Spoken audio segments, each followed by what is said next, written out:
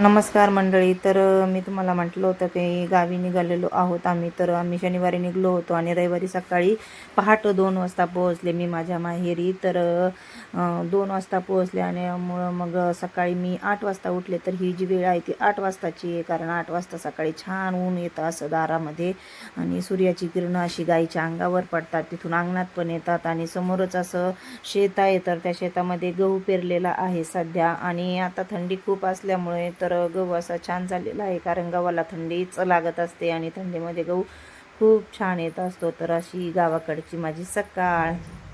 देऊ का मग काढून? नको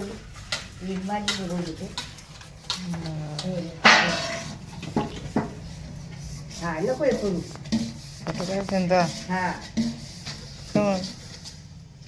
होय, बोल ना. काय बोलणार. Good morning. Good morning.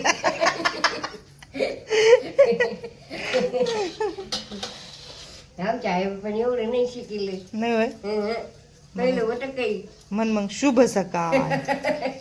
काहीच नव्हतं. सुप्रभात. पहिलं काहीच नव्हतं, उठायचं आणि काम करायचं आहे ना.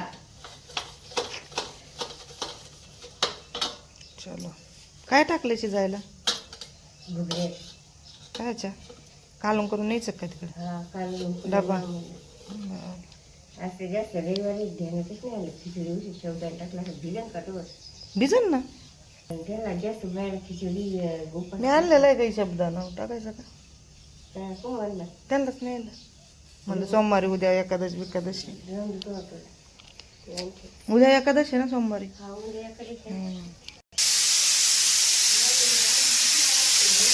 हा आधीची शाळा आहे. अर्धा तासानंतर गेले मग यांना उठवायला. तर तिघेही झोपलेले होते. बापले छान म्हटलं झोपू द्यावं थोड्या वेळाने, नंतर मग उठवावं त्यांना. पण माझं आवरेपर्यंत दोघे बापले उठून बसले आणि ते झोपलेलाच होता. नंतर मग त्यांनीही आवरलं आणि नंतर जाण्याची वेळ निघण्याची वेळ झाली. तर आई माझ्यासाठी लिंब तोडत होती, कारण मामाच्या तिथे जाऊन आम्ही तसेच येणार होतो. तर इथं घराच्या पाठीमागेच अशी लिंबाचं झाड आहे, तर त्याच्यासाठीच आई तिथं जाऊन माझ्यासाठी लिंब तोडीत होती.